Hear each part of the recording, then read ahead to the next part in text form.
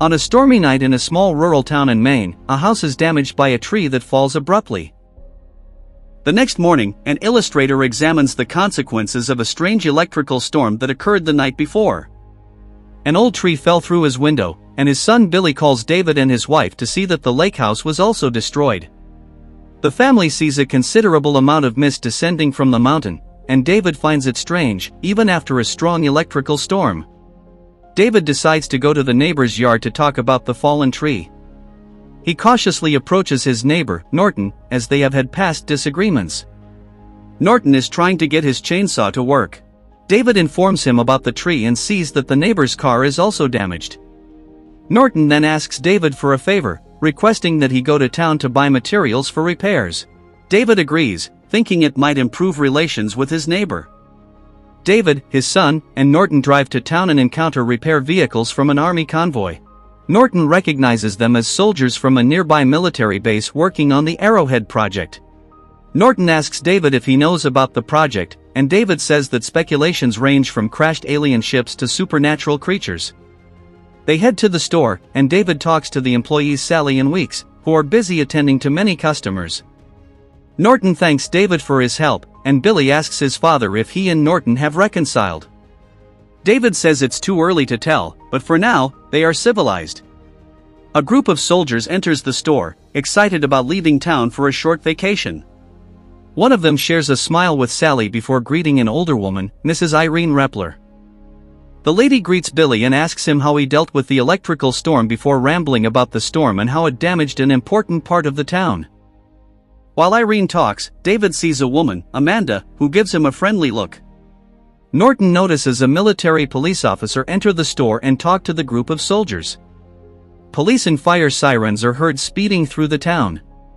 Then, the military police officer orders the soldiers to cancel their vacations and return to the base as quickly as possible. Everyone in the store stops when the military base sirens sound. A man with a bleeding nose runs into the store, shouting that there are creatures in the mist that took one of his friends. Weeks tries to calm him, but he cries and tells them to close the store doors. One of the shoppers runs to reach his car, but the mist envelopes everything in front of him, and only his screams are heard. Everyone looks through the store window in silence, unable to see anything outside. When mysterious tremors shake the whole store, the manager tells everyone to stay where they are, but a woman insists she needs to go home to her children. Mrs. Carmody says the mist is death, it is a sign of the apocalypse. Later, David finds Mrs. Irene, and she introduces Amanda, who takes care of Billy, keeping him comfortable. Weeks, the store employee, tells David he can find blankets in the loading dock. David goes to the loading compartment and sees that the store generator is malfunctioning. He walks through the darkness and hears a noise coming from the back door of the store. The banging becomes louder, and David runs back to the store, scared. He finds Weeks and some others and calls them to check the generator. David tells them about the noise, and they all go to investigate.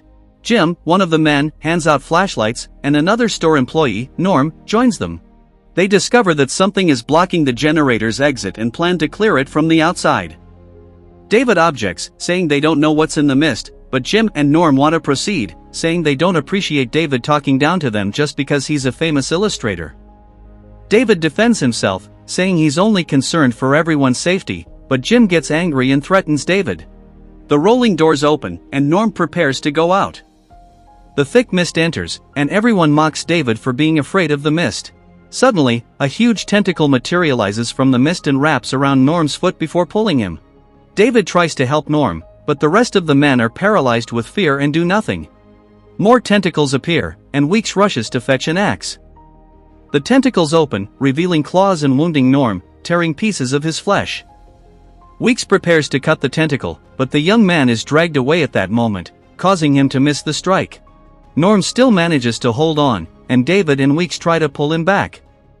Jim and the other man are in shock, unable to help, as more tentacles appear. Weeks and David have no choice but to let go of Norm, who disappears into the mist screaming. Weeks hurries to close the doors while David tries to fight off the tentacles. He grabs the axe and cuts off one of the larger tentacles, severing the tip just as the door closes. David then attacks Jim, blaming him for Norm's death. Weeks separates the two men, and David continues to berate Jim for not helping. They reconvene inside the store and plan how to tell everyone. David starts by talking to Norton, but he doesn't believe them.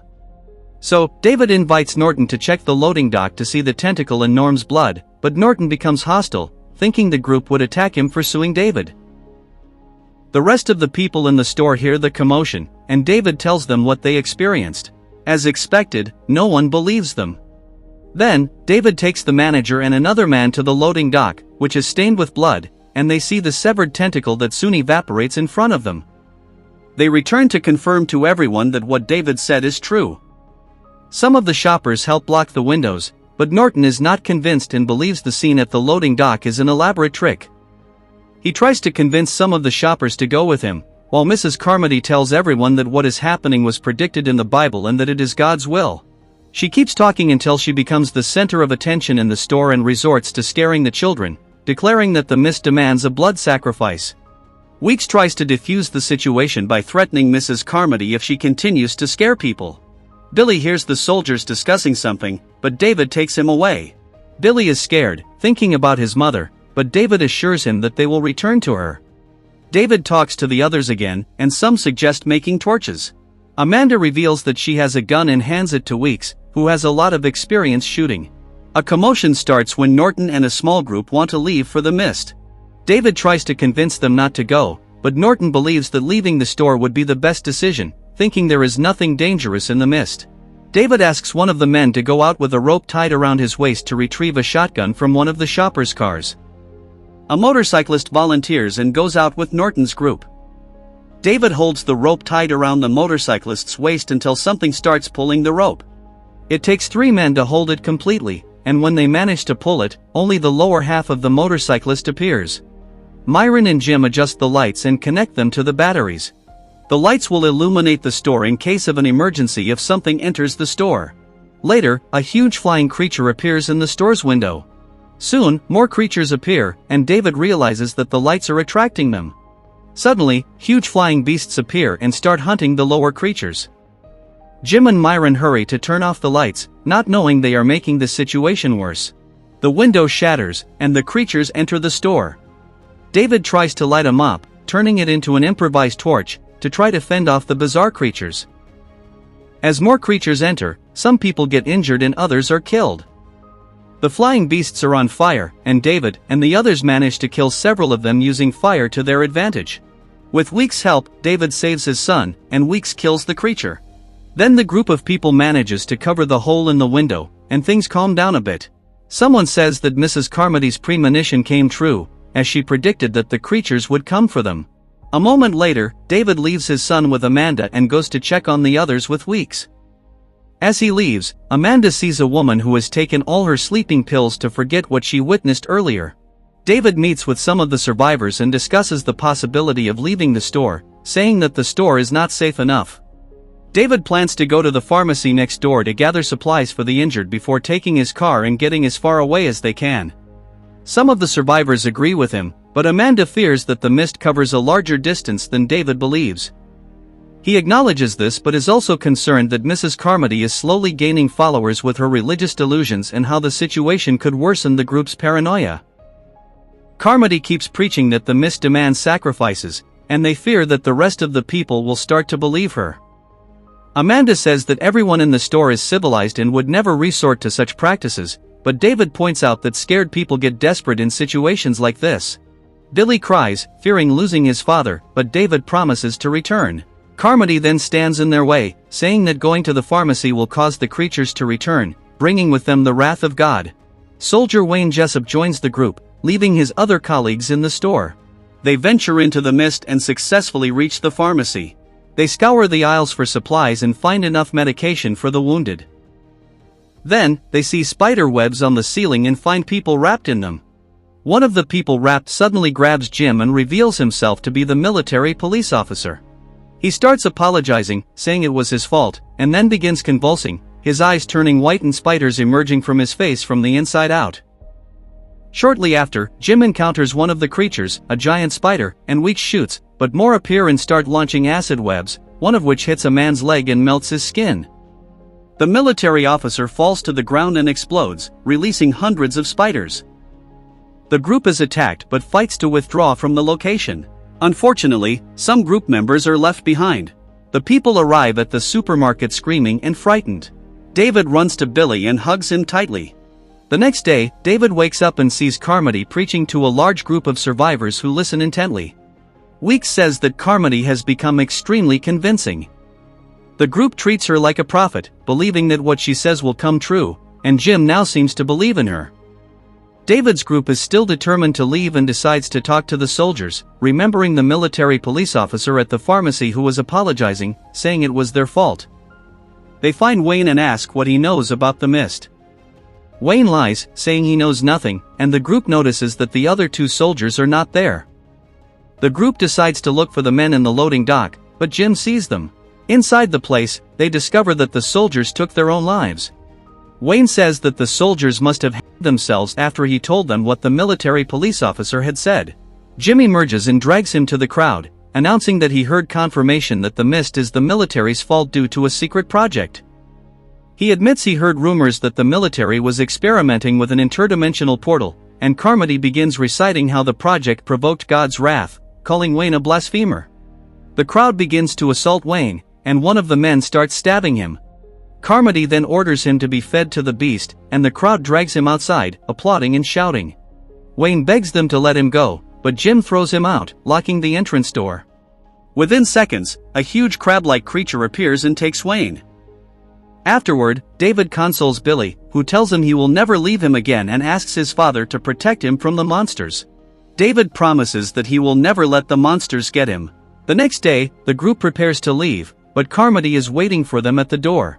She says they are blasphemers for disobeying, calling them sinners. Then, she tells everyone that David's group must be sacrificed to the mist and orders her followers to take Billy as the first sacrifice.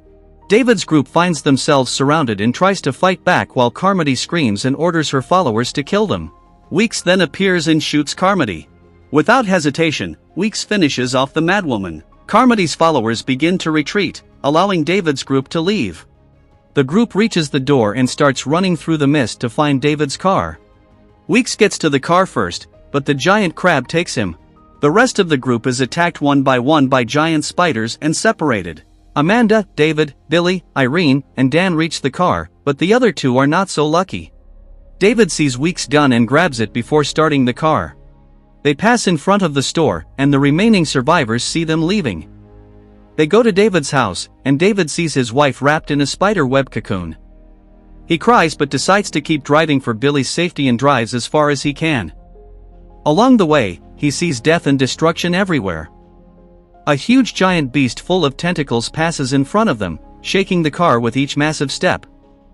They keep driving until they run out of fuel, and the car stops. David looks at the occupants of the car, hopeless and defeated, and realizes they all have one thing in mind.